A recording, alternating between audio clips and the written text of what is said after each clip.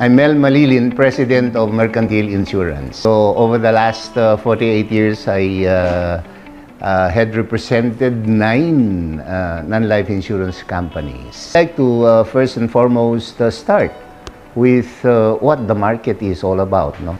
As early as 2021, the premiums generated by the industry was hovering within the 90 billion pesos. Huh? One thing to remember here is we're all businessmen growing our respective organizations here to specifically talk to you about how we as an underwriting company can help out Unicon and at the same time Robinson's Bank in its trust to further grow the business. We are here to help you out, understand more of our trade. No? There are actually 4 or 5 P's in sales and marketing for insurance. First P is basically the product. Products in non-life insurance generally are divided into 2 classifications. One, motor, and the other, non-motor insurance. The non-motor insurance partakes of products on the property side, on the general accident side, on the marine side, and even on the surety side. We have products equivalent to services that we sell, which we can offer to the clients of the bank. We all face risks every day, and for this reason, insurance is very important in the management of risks. Okay. Unicon can lead you to see to it that the clients of the bank understand the products that they buy. It's not a matter of the bank just making mandatory, but more importantly, that the borrowers understand the component of insurance. Okay? It is very important, principally because in case of a claim, this is where the test of insurance comes in.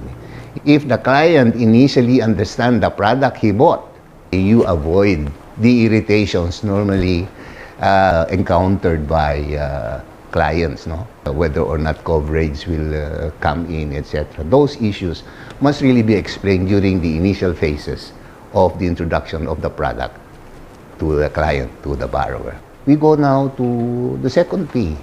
The second P is price. There is always a price to the service that we give. Okay. But note, non-life insurance or any insurance for that matter, we sell a piece of paper, right? But that's not just a simple piece of paper. It's the promise behind the piece of paper that counts. We understand, no, the pricing mechanism. In the non-life insurance space, there are 3 products that are tariff rated. These products will be property, fire insurance, motor insurance, and surety, to say the least. The tariff will definitely get reviewed every now often, so that it adjusts depending on the losses that is experienced by the clients. All the other products are not governed by tariff, meaning to say depending on the type of product that it is, the pricing mechanism kicks in depending on the experience of each individual insurance company. The critical thing is basically the service that you give to your clients. It is renewable every year. So every year you are given the chance to show your ability to service. The key is for you to be able to service your clients very properly. The third P basically is promotion. How can I entice my market to buy insurance? The penetration rate of non-life insurance is just about 2%. So the challenge is we have 98% before us, still to be developed.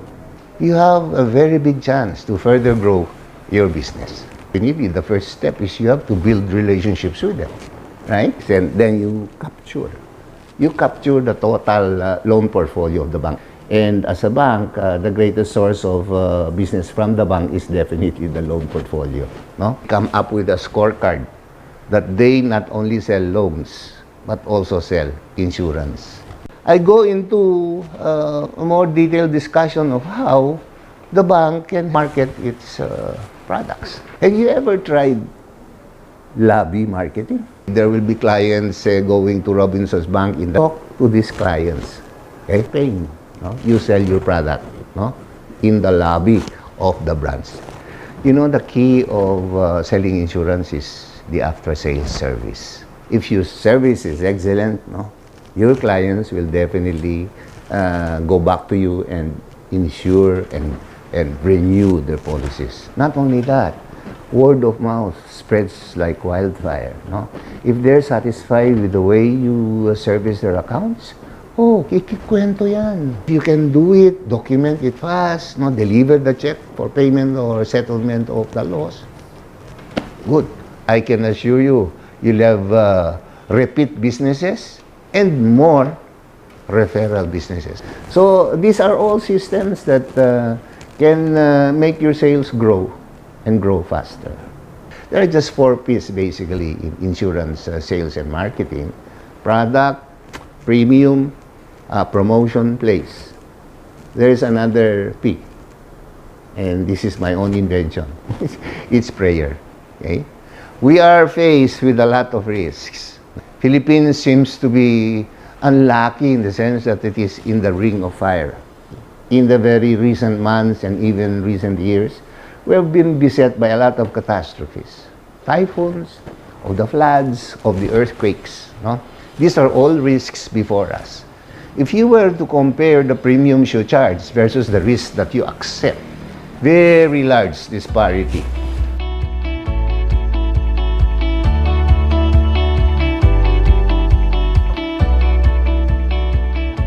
A lot of insurance companies are owned by the banks.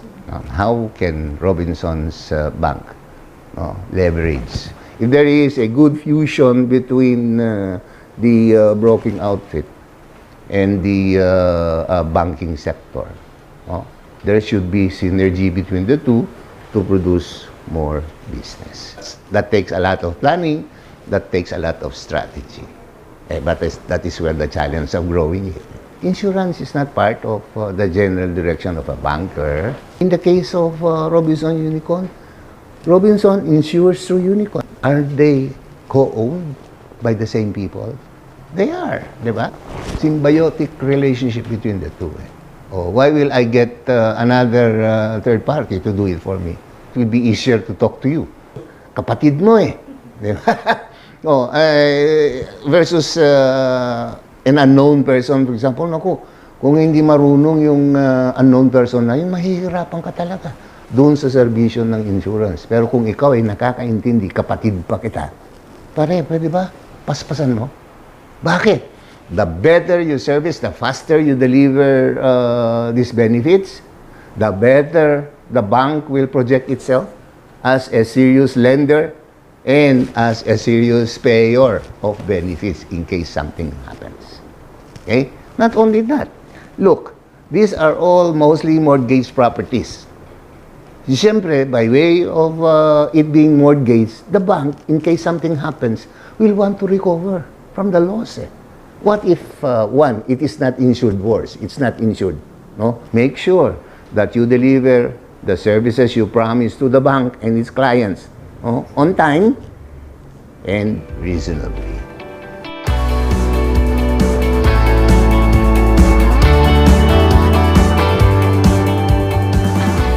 Insurance traditionally is a hard sell. Mahirap talaga kasi Pinoy tayo eh. Bibili ka ng insurance, gutom ka. It's more of a force-saving mechanism that you can look forward to as a tool that you will use in case something happens to you. No, not many people realize that. That's why the penetration rate is very low. No? I've been in this space for the last 48 years now, and I'd want to see the penetration of insurance down even to the grassroots level. Kasi it's a very good tool eh. It's a very good tool. Ma-aksidente ka kaya, masira yung sasakyan mo in the process. Wala kang insurance. Ang laki kaya ng babayaran mo. Pero pag bumili ka ng insurance, no, lahat ng damage na yon, no, babayaran ng insurance versus a premium that's very small. Let's say for a 10,000 peso premium, for example, a car of roughly 500,000 na total loss. Oh, anong pipiliin mo? 500,000 or 10,000? 10,000 na lang. Okay? Hindi mo pwedeng biglain na bebentahan kita ng insurance. Hindi. Before you sell the product called insurance, no? You have to know who your client is and you know probably his weaknesses. Doon mo muna kwentuhan. No? Meaning to say, you establish first your courtship stage. No? There's got to be a courtship stage. Hindi mo kilala yan eh. So, ba't nandito ka? O gusto mo mag-loan? Okay, tutulungan kita. Pero down the line, after the loan is completed, consummated, given to the borrower, you sell the concept of insurance. Ligawan mo. Okay? Explain mo nga yan. Or almost always, yung borrowers naman, they don't mind what insurance is all about. Basta makuha nila yung process ng loan eh. Diba? O di mas madali yon. Pero may mga kliyenteng, may mga preferences na kasi. Cultivate it. You know, insurance is relationship building. Just like banking. No? Kunin mo muna yung loob ng prospective client mo.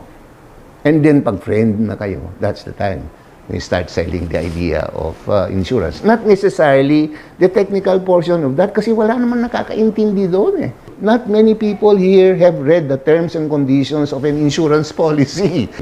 Halos wala nga eh kasi they're printed in fine prints. No? Who would want to read that? It's really up to us as part of selling to enliven the non-life insurance product. As the name implies, non-life insurance, non-life. I-translate mo nga yan sa Tagalog. Hindi ba? Walang buhay. So how do you revive that particular concept of selling non-life insurance to your clients? I've seen, some people don't have sales because they're so stiff. No, don't be so stiff. If you were to just look into wholesale terms and conditions, boring yan. You will not be able to make any sale. But you make fun of it, and you will be able to sell. But take note, the insurance space is also changing. In my earlier years, I was able to sell fire insurance for swimming pool owners. Diba? Pag sinabi kong bumili ka ng fire insurance para sa swimming pool mo, si Mel yan eh. O sige, bibili ako. You cannot do that now. Sasampaling ka niyan, no? Anong fire insurance? Tubig yan. Diba? So there is now learning. So nag-iiba din ang insurance space. First, basically, you court. No? Second, build the relationship. Third, go for the kill. Selling is not a job. It is relationship building. The after-sales service is the most important of all. That's the soft approach. Huwag ka agad-agad insurance, ha?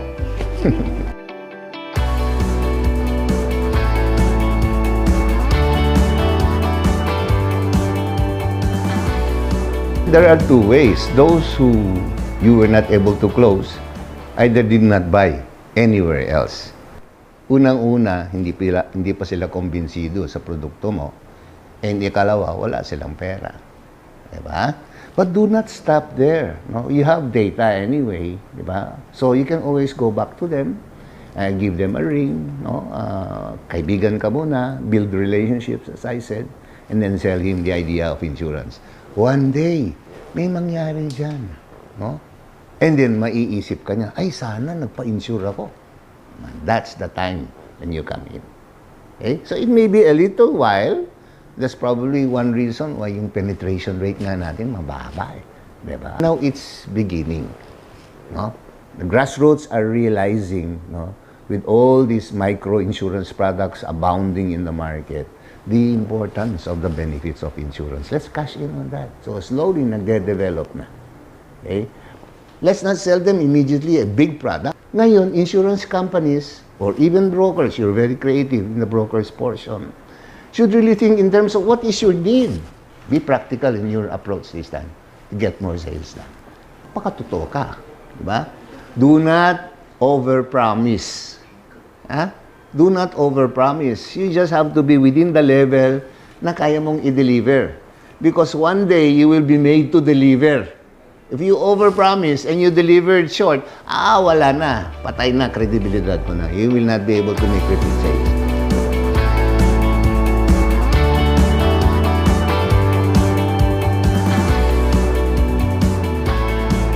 While there are digital portals for insurance already, no? I feel as a practitioner, insurance is a product, is a service that still has to be developed. No? Remember, the most important component in this relationship between the insured and the insurer is trust. You're imbibing trust in the process. That is something that you cannot get from here. Diba? Got to be face-to-face. What I'm trying to say is, while the world is developing towards a digital economy, no, it has probably some phases to follow. You know, there's one component there that is absent. What is that? The choice of the risk. There is the void of underwriting. I mean, say, we haven't seen the risk. Diba? And then, naka-insured na. So probably there will be fraud, the claims, etc. May tama na pala, kaya ka nag-insure. But that's not the concept of insurance. We want to see that the trust, which is the main component, is there, that when you insure with us, no, wala pang nangyayari dun sa asset mo. The main item in insurance is we want to bring you back to your original condition before your loss. As long as we understand the concept of insurance, how it is worked on, all of us will be good.